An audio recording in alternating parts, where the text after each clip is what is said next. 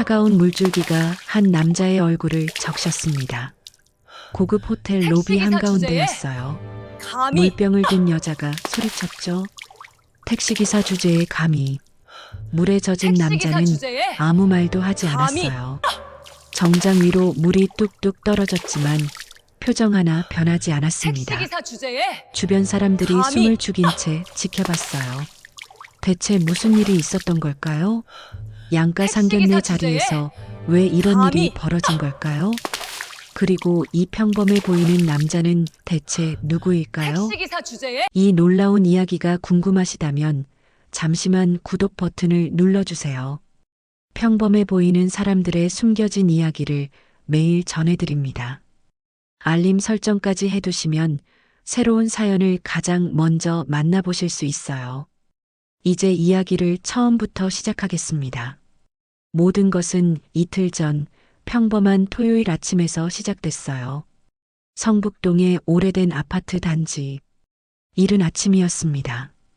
최태일이 베란다에서 노란색 개인 택시를 내려다보고 있었어요. 30년을 함께한 차였습니다. 아빠, 오늘 상견례인데 정말 택시 타고 가실 거예요? 뒤에서 딸 지우의 목소리가 들렸어요. 응. 우리 평소에도 이 차 타잖아. 근데 오늘은. 태일은 딸의 어깨를 가볍게 두드렸습니다. 괜찮아. 내가 좋아하는 사람이 중요하지. 우리 집 차가 뭔지는 중요하지 않아. 1시간 후 태일이 거울 앞에 섰습니다. 백화점에서 산 네이비 정장을 입었어요. 10년은 됐지만 깔끔했습니다. 구두는 검은색 가죽 구두였고 시계는 차지 않았어요. 거울 속 태일은 평범한 회사원 같았습니다. 특별할 것 없는 50대 중반 남자의 모습이었어요. 지우도 단정한 블라우스에 무난한 치마 차림으로 나왔습니다. 아빠, 준비됐어요. 그래. 가자. 지하 주차장에 노란 택시가 서 있었어요.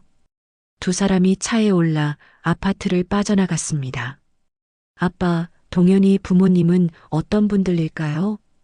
태일이 신호를 기다리며 대답했어요. 곧 알게 되겠지. 제가 아버지 직업 물어봤을 때 동현이가 잠깐 표정이 굳던데요. 지우야. 태일이 딸을 똑바로 봤어요. 사람의 본심은 상대가 약해 보일 때 나와. 오늘 우리가 보는 건 그 사람들의 진짜 모습이 될 거야. 지우는 아버지의 깊고 차분한 눈빛을 읽었습니다. 알겠어요, 아빠. 택시는 강남 방향으로 달렸습니다. 태일은 운전대를 잡으며 생각했어요. 30년 전 이 차 한 대로 시작했던 날들. 그렇게 번 돈으로 작은 건물 하나를 샀고 그게 시작이었죠. 하지만 그건 아무도 모르는 이야기였습니다. 강남의 고급 한정식 집 앞에 도착했어요. 발레 파킹 요원이 노란 택시를 보고 멈칫했습니다. 손님용 주차장은 어디인가요? 아, 네. 저쪽입니다. 요원이 어색하게 가리켰어요. 태일은 직접 주차장으로 들어갔습니다. 차에서 내린 지우가 아버지를 봤어요. 아빠, 괜찮으시죠? 응, 괜찮아. 두 사람이 함께 식당 입구로 걸어갔습니다. 오후에 햇살이 따뜻했지만 지우의 손은 차가웠어요. 태일이 딸의 손을 꽉 잡았습니다. 긴장하지 마. 우리는 우리답게 하면 돼. 두 사람이 식당 문을 열고 들어섰어요. 로비에 이미 세 사람이 서 있었습니다. 로비에 세 사람이 서 있었습니다. 김상철, 고급 정장을 입은 50대 남자였어요. 옆에는 명품 핸드백을 든 박민지, 그리고 30대 초반 김동현이 있었습니다. 지우야. 동현이 손을 들었어요. 태일이 천천히 걸어가자 상철이 위아래로 훑어봤습니다. 백화점 정장, 브랜드 없는 구두, 빈 손목. 안녕하십니까? 김상철입니다. 악수를 나눴어요. 직접 운전하고 오셨어요? 민지가 물었습니다. 말은 공손했지만 시선은 차가웠어요. 네. 평소에도 제가 운전합니다. 아, 그러시구나. 저희는 차가 막힐까봐 일찍 나왔는데요. 직원의 안내를 받아 룸에 들어갔습니다. 창밖으로 한강이 보였어요. 저는 법무법인 대성의 대표 변호사입니다. 올해로 경력이 28년째죠. 상철이 자연스럽게 말했어요. 저는 강남에서 부동산 중개업을 합니다. 작년에 VIP 라인을 시작했어요. 민지가 덧붙였습니다. 자부심이 묻어나는 말투였어요. 사돈 어른께서는 어떤 일을 하십니까? 개인 택시를 합니다. 태일의 대답은 짧았어요. 아, 택시. 민지의 눈빛이 변했습니다. 요즘 택시 사업이 힘들다던데요. 기사분들 정말 고생이 많으시죠? 경력은 얼마나 되셨어요? 30년쯤 됐습니다. 어머, 30년이나. 민지가 상처를 슬쩍 봤어요. 둘 사이에 무언의 합의가 오갔습니다. 태일이 명함을 꺼냈어요. 제 명함입니다. 민지가 받아 훑어봤습니다. 대응개발 대표이사 최태일.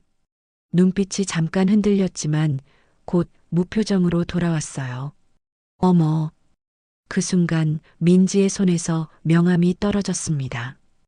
테이블 아래로 떨어졌어요. 손이 미끄러졌네요. 미안하다는 말은 없었습니다. 상철도 동현도 주우려 하지 않았어요. 정적이 흘렀습니다. 테일이 천천히 일어나 몸을 숙였어요. 명함을 주워 먼지를 털었습니다. 괜찮습니다. 바닥은 생각보다 차갑지 않더군요. 공기가 얼어붙었습니다. 민지의 얼굴이 굳었어요. 상철은 차를 마시는 척했고 동현은 고개를 숙였습니다. 지우가 아버지를 봤어요. 태일은 여전히 담담했습니다. 명함을 주머니에 넣고 자리에 앉았어요. 음식이 나오기 시작했습니다. 하지만 아무도 제대로 먹지 못했어요. 상견례는 이제 막 시작이었습니다. 음식이 나왔지만 분위기는 무거웠습니다. 민지가 먼저 입을 열었어요. 사돈 어른, 택시는 언제부터 하셨어요? 30년 전부터요. 그럼 지우 씨 어릴 때부터 혼자 키우신 거네요. 아이 하나 키우기도 힘든데 얼마나 힘드셨어요. 동정이 섞인 목소리였습니다. 테일은 조용히 차를 마셨어요. 요즘 택시 수입이 어떻습니까? 한 달에 200, 300? 상철이 물었습니다. 그 정도 됩니다. 아, 그렇군요. 저희 동현이 월급이 500인데 보너스 포함하면 600은 넘어요. 노골적인 비교였습니다. 지우의 손이 떨렸어요. 그리고 시계 안 차시네요. 민지가 테일의 손목을 봤어요. 요즘은 시계가 남자의 신분이거든요. 저희 남편은 롤렉스, 동현이는 오메가예요. 손목을 살짝 내밀어 보였습니다. 저는 시계를 차지 않습니다. 아, 그러시구나. 뭐, 택시 운전하시는데 필요 없으시겠죠. 민지가 웃었어요. 눈은 웃지 않았습니다. 동현이 어색하게 끼어들었어요. 엄마, 그런 얘기는 왜? 사실을 말하는 건데. 우리끼리 솔직하게 얘기하는 게 좋잖아. 민지가 아들의 말을 잘랐습니다. 지우가 동현을 봤어요. 눈빛으로 도움을 청했지만 동현은 시선을 피했습니다. 결혼 준비는 어떻게 생각하십니까? 상철이 몸을 앞으로 기울였어요. 요즘 젊은 친구들 결혼하는데 돈이 많이 들잖아요. 준비는 할 겁니다. 저희가 강남 쪽에서 오래 살아서 아는데 요즘 예단이며 예물이며 기본이 7천은 돼요. 7천? 지우가 작게 중얼거렸습니다. 민지가 핸드백에서 메모를 꺼냈어요. 제가 미리 정리해 봤어요. 예물 세트, 명품 핸드백, 가전제품 목록이요. 종이를 테일 앞으로 밀었습니다. 7천만 원이 넘는 숫자가 빼곡했어요. 택시 30년 하셨으면 어느 정도 모으셨겠죠? 몇 년 더 일하시면 되시겠네요.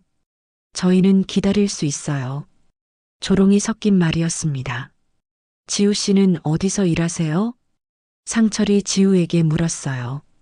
중소기업에서 디자이너로 일합니다. 연봉은 2,500 정도입니다. 우리 동현이랑 차이가 좀 나네요. 공기가 차가워졌습니다. 태일이 젓가락을 내려놓았어요. 천천히 고개를 들어 상철을 봤습니다. 한 가지 묻겠습니다. 태일의 목소리가 처음으로 단단해졌어요. 이게 협의입니까? 통보입니까? 상철이 멈칫했습니다. 협의라고 생각합니다. 상철이 웃으며 대답했어요. 하지만 요즘 젊은 친구들 결혼하는 거 보면 다들 이 정도는 하거든요. 민지가 메모를 다시 펼쳤습니다. 명품 예물 세트 2,500, 다이아몬드 반지 1,500, 에르메스 백 1,200, 신혼집 가전 1,500. 손가락으로 하나씩 짚어가며 말했어요. 합치면 7,500 정도 되네요. 저희가 좀 깎아서 7,000으로 해드릴게요. 깎아준다는 말투였습니다. 지우의 입술이 파르르 떨렸어요. 저기 어머님. 지우가 조심스럽게 말했습니다. 이건 좀 부담스러운데요. 부담? 왜? 민지가 되물었어요. 요즘 다들 이렇게 해. 우리 친구 딸도 작년에 결혼했는데 예단만 8,000 받았어. 하지만 지우 씨, 우리 동현이 아빠가 변호사야. 주변에서 다들 알잖아. 그런데 예단이 초라하면 체면이 서질 않아. 체면 이야기가 나왔습니다. 상철이 끼어들었어요. 사돈 어른, 솔직히 말씀드릴게요. 목소리를 낮췄습니다. 저희 모임에서 이번 상견례 얘기 나왔거든요. 다들 축하해줬는데 상대 집안이 어떠냐고 물어보더라고요. 그래서 뭐라고 하셨습니까? 태일이 물었어요. 아, 그냥 유통업 한다고 했죠. 유통업. 태일이 되풀이했습니다. 네. 그게 택시도 어떻게 보면 유통 아닙니까? 사람을 실어 나르는. 어색한 웃음이 흘렀어요. 민지가 다시 말했습니다. 사돈 어른, 택시 30년 하셨으면 모아두신 돈이 있으시잖아요. 있긴 합니다. 그럼 되죠. 몇 천만 원 정도야 충분히 준비하실 수 있으시잖아요. 말은 그랬지만 표정은 달랐어요. 믿지 않는 눈빛이었습니다. 만약에 어려우시면 민지가 잠시 멈췄어요. 1년 정도 더 벌어서 준비하셔도 돼요. 저희가 기다릴게요. 1년. 그 말이 공기를 무겁게 만들었습니다. 택시로 한 달에 300씩 모으면 1년이면 3,600. 2년이면 민지가 손가락으로 계산하는 신용을 했어요. 조롱이었습니다. 노골적인 무시였죠. 지우의 눈에 눈물이 맺혔습니다. 동현을 봤어요. 동현은 고개를 숙인 채 아무 말도 하지 않았습니다. 동현아, 지우가 작게 불렀습니다. 대답이 없었어요. 동현은 물만 마셨습니다. 태일이 딸을 봤어요. 떨리는 어깨, 맺힌 눈물. 모두 보였습니다. 죄송하지만 태일이 입을 열었어요. 예단 목록은 다시 협의하는 게 좋겠습니다. 협의요? 민지의 목소리가 날카로워졌습니다. 뭘 협의해요? 이게 요즘 기준이에요. 오히려 저희가 많이 낮춰준 거라고요. 그래도 아니면 이 결혼하기 싫으신 거예요? 공기가 얼어붙었습니다. 민지의 눈빛이 차갑게 변했어요. 솔직히 말하면 저희도 많이 양보한 거거든요. 택시기사분 댁과 혼사를 맺는다는 게 말끝을 흐렸습니다. 하지만 의미는 명확했어요. 상철도 거들었습니다. 뭐 사돈 어른도 이해하실 거라 생각합니다. 격이라는 게 있으니까요. 격. 그 단어가 테이블 위에 떨어졌습니다. 잠시 정적이 흘렀습니다. 민지가 차를 마시고 말했어요. 그나저나 지우 씨 어머니는 언제 돌아가셨어요? 지우의 얼굴이 굳었습니다. 제가 9살 때요. 어머, 그럼 정말 어릴 때. 그래서 어머니 손길 없이 잘하셨구나. 동정이 섞인 목소리였습니다. 사돈 어른도 고생 많으셨겠어요. 택시 운전하면서 어린 딸 혼자 키우시느라. 요즘 같으면 어린이집도 보내고 하는데 그땐 그런 것도 없었을 텐데. 민지가 고개를 저었어요. 지우 씨, 친정 어머니 없으면 결혼 준비가 힘들 거예요. 이바지 음식은 누가 준비해요? 제가 알아서 할게요. 알아서? 어떻게? 요즘은 백화점에 주문하면 되긴 하죠. VIP 라운지 가면 편한데 혹시 VIP 카드 있으세요? 없습니다. 아, 그럼 불편하시겠네. 일반 고객은 대기가 길거든요. 한숨을 쉬었어요. 어머니가 계셨으면 이런 것도 다 챙겨주셨을 텐데. 지우의 눈에 눈물이 고였습니다. 상철도 덧붙였어요. 요즘 결혼 준비가 친정 어머니 역할이 크거든요. 어머니가 안 계시면 뭐 어쩔 수 없죠. 돌아가신 분인데. 무심한 말투였습니다. 지우 씨, 그래도 우리 집안 며느리가 되면 제가 어머니 역할을 해드려야겠어요. 민지가 말했어요. 물론 친정 어머니만큼은 못하겠지만요. 어머니가 안 계시니 어쩔 수 없잖아요. 지우의 손이 떨렸습니다. 그때 태일이 젓가락을 내려놓았어요. 천천히 고개를 들어 민지를 봤습니다. 제 아내는 목소리가 낮고 또렷했습니다. 누구보다 품이 있는 사람이었습니다. 공기가 멈췄어요. 9살 딸을 두고 떠나야 했던 것이 얼마나 가슴 아팠을지 당신은 모르실 겁니다. 태일의 눈빛이 차갑게 변했습니다. 그리고 그 아내가 세상을 떠난 뒤에도 딸은 당당하게 잘 자랐습니다. 누구 도움 없이도요. 민지의 얼굴이 굳었어요. 제 딸은 어머니가 없어서 부족한 사람이 아닙니다. 잠시 침묵이 흘렀습니다. 그런 말씀 하시려던 건 아니었을 텐데 제가 잘못 들은 거겠죠. 태일이 차를 마셨어요. 상철과 민지는 아무 말도 하지 못했습니다. 동현은 여전히 고개를 숙였어요. 지우가 아버지를 봤습니다. 눈물이 흘렀지만 이번엔 슬픔이 아니었어요. 고마움이었습니다. 태일이 천천히 자리에서 일어났습니다. 이 결혼은 여기까지 하겠습니다. 목소리는 낮지만 단호했어요. 무슨 말씀이십니까? 상철이 당황했습니다. 결혼을 하지 않겠다는 겁니다. 민지가 벌떡 일어났어요. 지금 감정적으로 나오시는 거예요? 아닙니다. 오히려 지금이 가장 냉정합니다. 택시기사 주제에 감히. 민지의 목소리가 떨렸습니다. 태일은 대답하지 않았어요. 지우를 봤습니다. 지우야, 가자. 우리 집안을 무시하는 사람들한테 내 딸을 보낼 수 없다. 태일이 지우의 손을 잡았어요. 동현이 급하게 일어났습니다. 아버님, 잠깐만요. 아까부터 지켜봤습니다. 태일이 동현을 봤어요. 눈빛이 차가웠습니다. 어머니가 제 딸을 무시할 때도, 돌아가신 장모님 얘기할 때도 한마디도 안 하셨어요.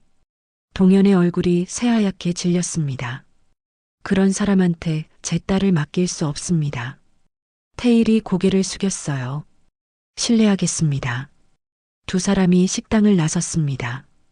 로비로 향했어요. 태일이 카운터에서 계산하려는 순간 뒤에서 급한 발소리가 들렸습니다. 잠깐, 민지의 목소리였어요.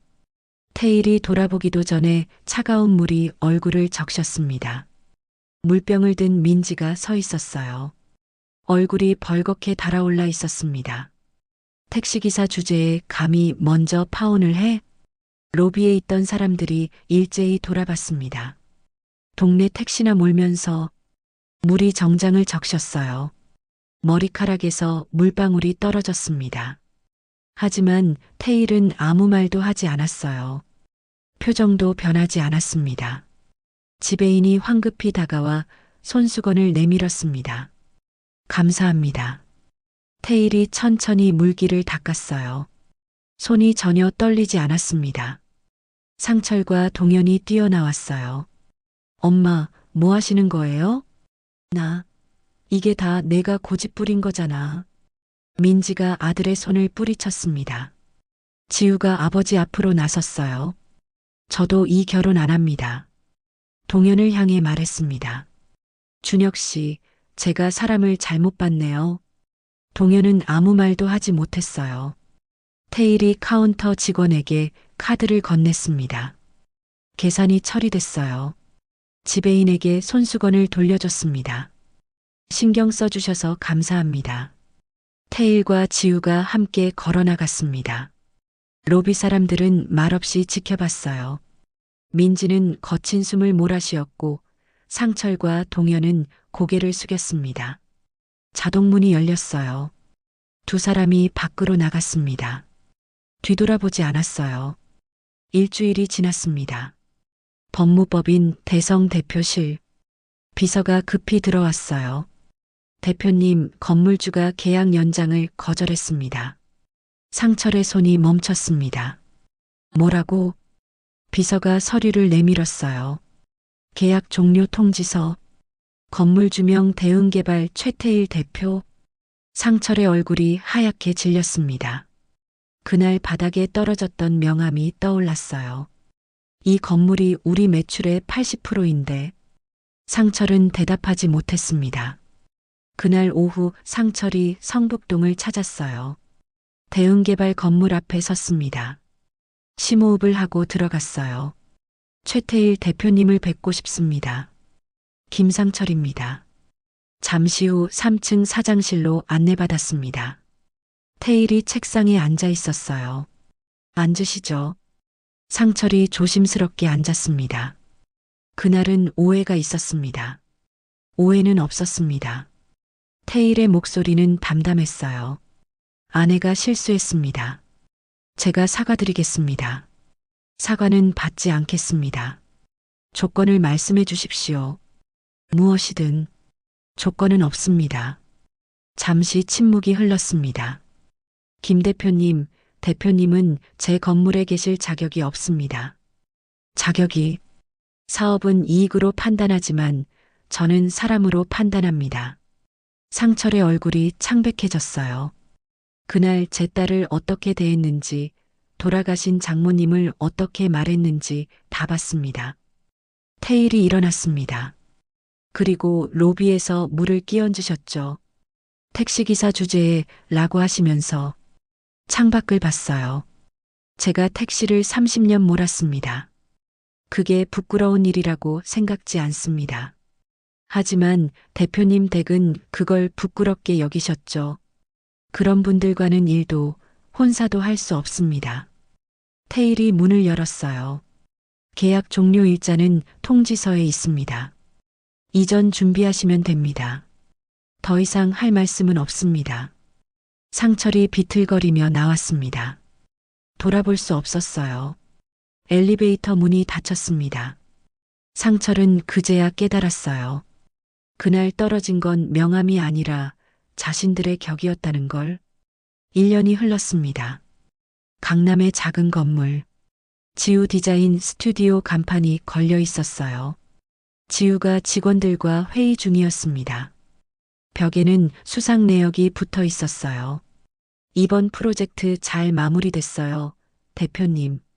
다들 고생 많으셨어요. 지우가 밝게 웃었습니다. 같은 시각, 여의도 작은 사무실. 법무법인 대성의 새 사무실이었어요. 예전보다 훨씬 작았습니다. 상철이 서류를 보고 있었어요. 얼굴에 피곤함이 역력했습니다. 동현이 들어왔어요. 아버지, 다음 주 소송 준비 끝났습니다. 그래. 짧은 대답이었습니다. 예전의 자신감은 사라졌어요. 오후 성북동 골목. 노란 택시가 천천히 달리고 있었습니다. 운전석에 태일이 앉아 있었어요. 뒷좌석 승객이 물었습니다. 기사님, 오래 하셨어요? 30년 넘었습니다. 왜 아직도 운전하세요? 태일이 미소 지었어요. 사람을 보려고요. 사람을요? 이 일을 하다 보면 여러 사람을 만나게 됩니다. 신호에 멈췄어요. 어떤 사람은 친절하고 어떤 사람은 무례하죠. 어떤 사람은 약한 사람에게 상냥하고 어떤 사람은 강한 사람에게만 고개를 숙입니다. 그렇게 사람을 보다 보면 진짜 품격이 뭔지 알게 돼요. 품격이요? 진짜 품격은 상대가 약해 보일 때 어떻게 대하느냐에서 나옵니다. 승객은 말이 없었습니다. 저녁 무렵 지우가 스튜디오 문을 닫고 나왔어요. 휴대폰이 울렸습니다. 아빠, 지우야, 저녁 먹었어? 제가 장 봐서 갈게요. 그래, 조심히 와. 1시간 후 성북동 아파트. 태일과 지우가 함께 저녁을 먹고 있었습니다. 아빠, 오늘도 택시 모셨어요? 응, 내가 좋아서 하는 일인데. 지우가 아버지를 봤습니다. 감사해요, 아빠. 그때 일어서 주셔서. 당연한 거야. 조용히 식사를 이어갔어요. 창밖으로 도시의 불빛이 켜졌습니다. 사람은 누군가를 겉모습으로 판단하는 순간 자신의 내면까지 드러내게 됩니다. 진짜 품격은 상대가 약해 보일 때 어떻게 대하느냐에서 나오죠. 그날 떨어진 건 명함이 아니라 사람의 격이었습니다.